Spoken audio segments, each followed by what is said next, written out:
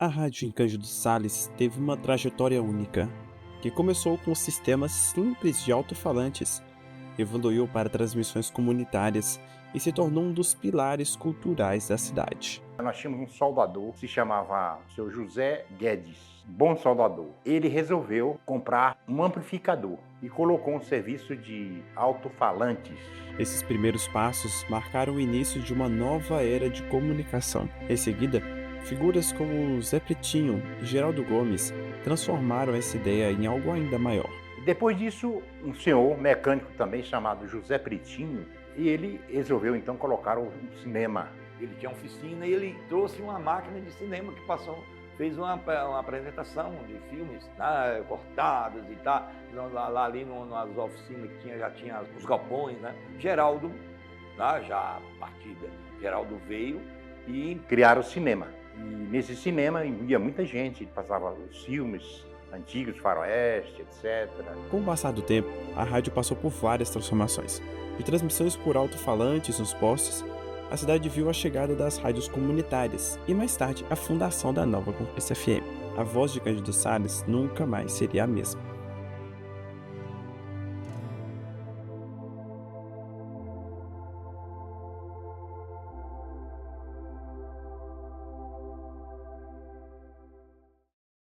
Geraldo Gomes, Aí ele colocou o serviço de alto-falante, RDC, Rádio Divulgadora da Cidade, colocou aquelas bocas de alto-falante e transmitia.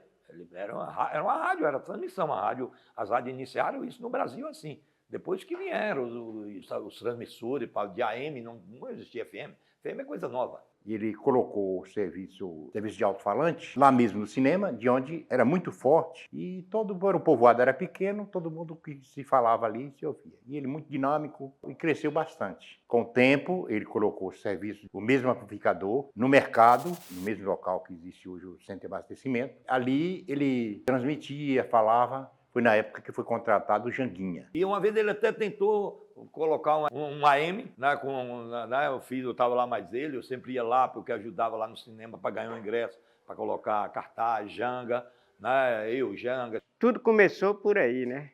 Quando eu comecei com 14 anos, né? Eu comecei a trabalhar no cinema ali de zelador, né? Carregar um cartaz, limpar o cinema para ganhar a entrada, tá entendendo? Só a fim de ganhar a entrada para assistir o filme, né? E continuei naquela ali, né? O serviço de alto-falante era a RDC, que fazia a divulgação do cinema, né? E eu ficava sempre prestando atenção como ele expressava, como ele... Chegou uma época, assim, que eu já estava chegando aos 15 anos, ele falou, você tem coragem de encarar o microfone? Eu falei, tem. Ele passou o microfone para mim, e treinando, né? De pouco a pouco, devagarinho, fui subindo e foi chegando a idade, né? Então, eu comecei já a encarar o microfone, foi os meus primeiros passos, foi isso aí, foi com o Geraldo Gomes, né? Que era o proprietário do cinema.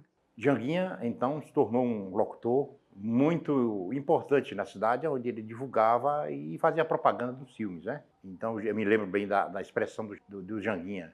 Filme só para homens, muito chamativo, né? Começou aí, né? Aí Janga passou a trabalhar também, né? Fazendo rádio com ele, né? Essa RDC. História maravilhosa, ele trouxe tudo isso, a cultura brasileira para Cândido Sales. E a rádio, né? Programação maravilhosa de música brasileira, né? Ele fazia um programa da Ave Maria, a Hora da Ave Maria, onde ele passava os grandes nomes da música brasileira, né? Augusto Calheiro, Vicente Celestino, e tudo isso foi uma riqueza na minha formação cultural. Minha formação cultural, basicamente, foi feita através da RDC, não sei se Janga sabe disso. Na época, nosso contato cultural, musical cultural, foi através do cinema e da RDC, de Geraldo Gomes, daí minha grande admiração por Geraldo. Foi muito importante para a cultura, para a formação cultural da minha geração. Foi ali que nós ouvimos as primeiras músicas, né? Havia rádio, claro que havia rádio, mas nem todo mundo tinha rádio, nem todo mundo podia adquirir um aparelho. A RDC teve essa importância para praticamente toda a cidade. Ali você ouvia João do Pif, você ouvia Luiz Gonzaga, você ouvia Beatles. Foi ali que eu vi o Pavão Misterioso de Ednardo. Então, uma importância surreal. Foi ali que eu tive o primeiro contato com as entrevistas. Foi quando eu vi Geraldo entrevistar Luiz Gonzaga, Valdir Soriano, Dominguinhos, Anastácia. Sistema de alto-falante. Né? Tinha um nome de rádio porque era a forma de fazer com que o ouvinte se sentisse confortável. Né? Chamava-se rádio, mas era sistema de alto-falante. De radiodifusão, como as rádios que transmitem através... Não. Aí, passado um tempo, né, ele fazia um trabalho maravilhoso. Não tinha, né, a prefeitura nessa época não dava esse apoio social, e ele fazia esse apoio social, convocando as pessoas para ajudar na questão de alimentação, as pessoas mais carentes, remédios, fazer o velório. Ele foi muito importante, Geraldo. Ele chegou a ser o candidato mais votado para vereador, depois da outra ele já não deu, ele se decepcionou. Hoje, ele, né, a idade, parece que ele está com Alzheimer, mas é uma pessoa que em todos os meus conclusões de curso, eu falo dele. A RDC era uma porta-voz do cinema. Ela foi criada para divulgar os filmes. Janga confirmou isso há pouco instante. Só que foi criando uma extensão tão grande que logo começou uma série de atividades, né? Como, por exemplo, a pessoa estava doente, procurava a RDC para Geraldo pedir o dinheiro para comprar o remédio. Fazia uma campanha maravilhosa, pedindo, conhecia todo mundo, pedia para todo mundo, salvou muitas vidas. Morria algum indigente que não podia comprar o caixão, ia lá para Geraldo. Geraldo fazia esse trabalho de utilidade pública. Pedia, até conseguir o dinheiro do caixão, agradecia a todo mundo. E Geraldo conseguiu se eleger vereador. Ele nunca gostou muito de política, mas chegou a ser vereador em função dessas coisas. Ficou tão popular que houve um chamado para que ele entrasse na política. Aí entrou e se elegeu, depois se decepcionou quando tentou se reeleger, mas a RDC sempre ali, desenvolvendo esse trabalho maravilhoso. Sem falar que ele tinha um estilo muito próprio. A forma que ele pedia direcionado para cada comerciante. Ouriço, manda o dinheiro aí, Ouriço, manda aí. E o Miranda. Então, tinha um trabalho bem maravilhoso. Então, em 79, eu acho que até o final dos anos 80, ele ainda fazia esse pedido. Ele deixou de pedir, na verdade, em 1989, quando o Jaimilton se reelegeu e falou que não permitia mais isso aí, que quem ajudaria a partir dali seria assistência social. Aí o Geraldo parou porque não precisava mais. Então, primeiro nós temos aí a criação do serviço de som na comunicação com o seu Antônio Guedes e José Pretinho, que era mecânico também. Depois, Geraldo, a rádio divulgadora da cidade, a RDC. De início ele nem tinha essa sigla, depois ele colocou, foi ampliando, né? E o foco dele era o cinema. Enquanto isso, eu estava chegando lá de Feira de Santana, onde passamos uns 6 anos. Resolvemos, então, criar a Voz Independente. Nesse período da década de 80, Geraldo deu um calundu, porque quando ele não se elegeu, ele ficou chateado. Aí parou com o cinema, parou com a rádio. Na hora que ele parou com o sistema de alto-falante, o José do Carmo foi lá e entrou no lugar. Aí já foi nos anos 80.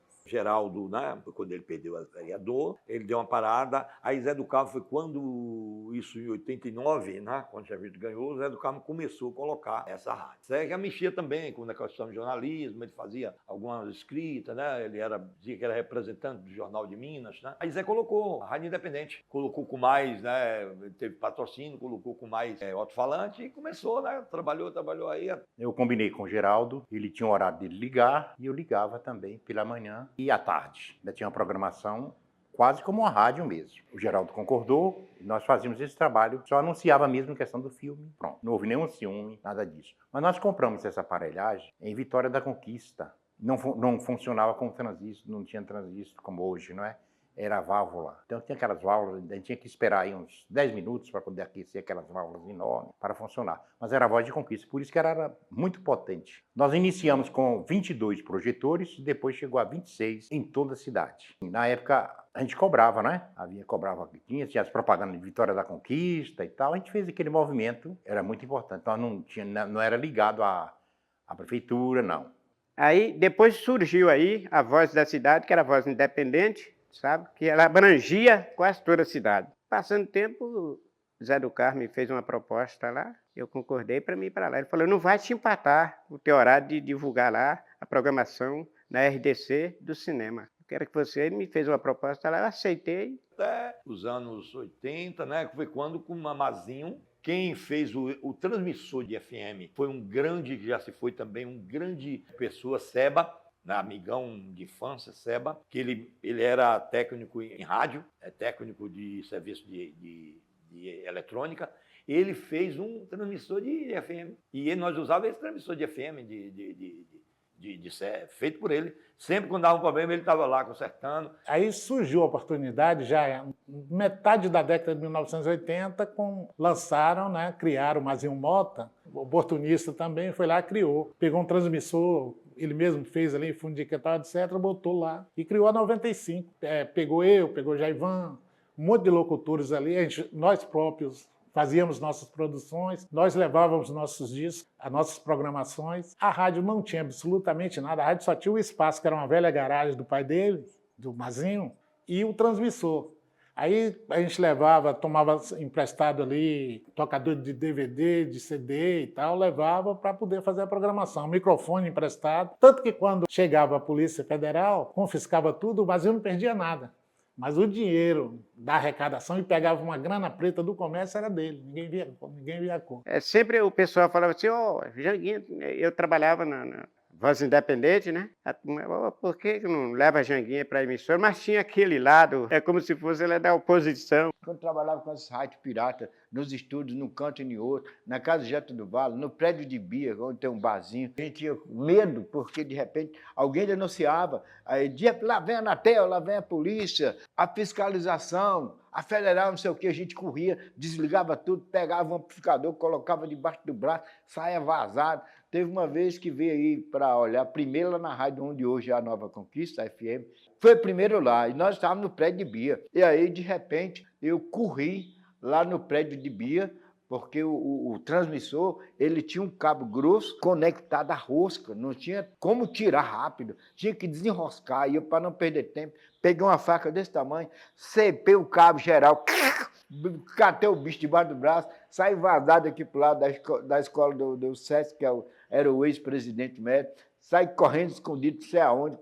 carregando esse aparelho, e um monte de sacola de CD empendurado, lá vai, daqui a pouco chegou lá, o pessoal lá não achou, foi ninguém, não achou nada. Aí Mazinho colocou, ele fez uma transmissão para Mazinho chamou a gente. Mazinho começou, e era uma rádio comercial. A gente fazia propaganda, tudo. E eu trabalhei, foi mais ou menos 2 anos, quase 3 anos a gente ficou com essa rádio, porque aí o Dentel vinha, pegou várias vezes, né? Fui em Brasília, em Salvador com ele. Lá o cara, né? Eu lembro o cara lá da Polícia, da Polícia Federal, falou assim, puxa, rapaz, eu fico triste em ter que fechar lá, porque tem um programa que eu tenho todas as fitas, que eu chego cedo para ouvir o programa, que é o Raízes da Cantoria que eu fazia. Aí falou, é você, né? Falei, sou eu. A nossa rádio, pós-95, não era legal ainda a Nova Conquista, transmitia de forma pirata, nós criamos uma rádio. Aí o que rola? Como existia a Nova Conquista, trabalhando para a oposição, através da pessoa de Eduardo, nós, que éramos situação na época, criamos uma rádio para combater, para equilibrar as críticas. Então, eles tinham um trabalho de um jornalismo meio-dia para descer a ripa na administração, e nós tínhamos o nosso, fazer nossa defesa e falar do que a gente construía. Tanto que a gente fazia um revezamento, como eu disse para você, já tinha a rota de fuga para quando a polícia chegava. A polícia chegava, pegava todos os aparelhos ali, pouco tempo depois a gente montava tudo de novo. E aí saiu indiciando. E lá, quando eu fui ouvido, fui em Ilhéus, ser ouvido pela Polícia Federal, falei, meu amigo, eu sou funcionário da Prefeitura, nós estamos combatendo a oposição que tem uma rádio, e nossa rádio é para combater a deles. Então, eu estou só cumprindo o que a administração mandou. Não teve nenhum problema. Daí teve um outro ponto, que foi que perto da praça da Prefeitura, a gente estava lá, eu fui lá no estúdio da rádio, né? Quando eu cheguei lá, era Hélio Cabral que estava lá. De repente a Federal já tinha chegado lá, já tinha descoberto os aparelhos, já estava tudo lacrado, já tinha pegado tudo. Aí quando eu cheguei, aí falou assim, esse rapaz trabalha aqui, e ele que é o chefe aqui, é ele. E vocês sabem de nada. Aí eu falei, você que é o chefe aqui? Não, eu estou trabalhando aqui e tal. Eu não sabia o que era que estava acontecendo. Assina aqui que nós estamos lacrando esses aparelhos aqui, depois que fui cair a ficha, que a casa tinha caído. Lá vai nós para Salvador, lá vai para Ilhéus e tudo mais. Nós só era diretor, coordenador ali, locutor. Eu era apenas um locutor de programa. Mas aí eles conversaram comigo, falaram, não, quem é o diretor mesmo? Aí eu falei, é Jota do Vale e tal, mas não era Jota do Vale. Aí Carlinhos falou assim, fala a verdade. Tá? Bom, o momento lá, porque é o clima político da cidade, oposição, situação. E o mentor realmente é o nosso amigo Jaimir e tal, prefeito da época e tudo. E aí depois, lá em Ilhéus, que chamou eu novamente, chamou o Jaimir para ver essa questão lá dessas rádios piratas aqui. Graças a Deus não aconteceu nada demais, ninguém foi preso, ninguém, né, porque não podia, né? Na verdade, não pode você fazer comunicação sem conhecimento da Anatel, a liberar uma papelada, porque é muito burocrático isso. Eu me lembro muito bem que teve uma época que o pessoal da Anatel, que até a Federal veio várias vezes, até que surgiu o pessoal da Anatel, ele perguntou, por que aqui não tem comunidade, não tem prefeitura, não tem Câmara de Vereadores? Vai o prefeito aí, um vereador, um deputado, pode ser ele federal ou estadual, e vai a Brasília, cria aí uma sociedade, uma comunidade, e amolonga aí como rádio comunitária. E foi aí que aconteceu e continua até hoje. Na verdade, a rádio ela começou de forma pirata, não com o nome Nova Conquista FM, né? Ela começou, como teve várias emissoras aqui piratas, ela também entrou no esquema também na época, que tinha umas 2 ou 3, se não me engano, 3 rádios aqui piratas. E a Nova Conquista FM, ela começou com o pessoal na época, que era Marcelo Paulista, Chuvisco, uma galera que trabalhou na rádio pirata. Mas, na verdade, a minha participação diretamente na emissora começou em 98, quando que eu já fazia locução para eventos da cidade, aquela coisa toda, né? E aí, quando foi em 98, eu aí assumi a emissora, na qualidade de diretor da rádio. É importante citar isso, o processo da rádio para chegar até a concessão foi um processo longo. Só que quando eu vim, em 98, a rádio era pirata e não era ao mesmo tempo, porque a documentação já tinha sido toda enviada para o Ministério das Comunicações, eles já tinham dado um parecer favorável, estavam aguardando só a publicação da concessão, entendeu? Mas já tinha o processo tinha sido deferido favorável, porque a nossa associação, a DESCS, ela inclusive concorreu com outras associações da época. Inclusive, dentre as associações que concorreram com a ADESC, teve uma associação vinculada à Igreja Católica, né? A igreja foi uma corrida paralela ali, não teve nada a ver com a gente. Quando a gente começou a transmitir, a intenção era ter uma rádio na cidade. Aí a história da igreja, um trabalho paralelo ali, eles queriam criar uma rádio para divulgar, uma rádio falando da fé, da Igreja Católica, etc. e tal. Então, a igreja era pensando justamente em fazer um trabalho de uma maneira própria, né? Porque comunicação, eu acho que também doutrinar ali os discípulos, os fiéis, a família de Cândido Salles, mas aí eu não sei o que aconteceu, como foi, escapou das mãos da Igreja Católica esse direito aí. Só que aí, como preconiza o Ministério das Comunicações, que a rádio comunitária ela não pode ter vínculo direto com nenhuma instituição religiosa, aí a gente acabou ganhando a concessão por conta disso. Tinha outras associações, inclusive de instituição, teve alguns evangélicos que entraram também. Foram várias associações. Mas aí o processo, em 2000, saiu a primeira concessão da gente, temporária, de 3 anos, porque vale salientar que o Ministério das Comunicações, ele primeiro dá uma concessão de 3 anos, temporária, para ver se a rádio vai atender, se a associação e a emissora comunitária vai atender completamente o que preconiza, o que exige o Ministério das Comunicações. Aí, transcorridos os 3 anos, aí eles dão a licença definitiva. Então, esse foi o processo da rádio. Do começo, lá quando eu cheguei em 98, ela já estava no ar, se eu não me engano, há 1 ano, aproximadamente no ar, de forma pirata, com essa situação que eu te falei, com a documentação enviada, mas o pessoal, como tinha outras emissoras aqui piratas, o pessoal ficou. Aí vinha a Federal, todos sofreram esse processo. Jota do Vale, Zé do Carmo, que até trabalhou aqui com a gente também, que tinha na época, participava dessas emissoras piratas aqui, eram 3 E aí era até uma coisa meio chata, porque quando fechava um, aí o outro denunciava o outro. Então eu tinha que fechar todo mundo, tirar de circulação. Então, desde 2003, quando nós ganhamos a concessão definitiva, aí nunca mais ninguém colocou a rádio pirata mais na cidade. Porque, assim, a gente tem um trabalho aqui hoje voltado para todos os segmentos, todas as instituições.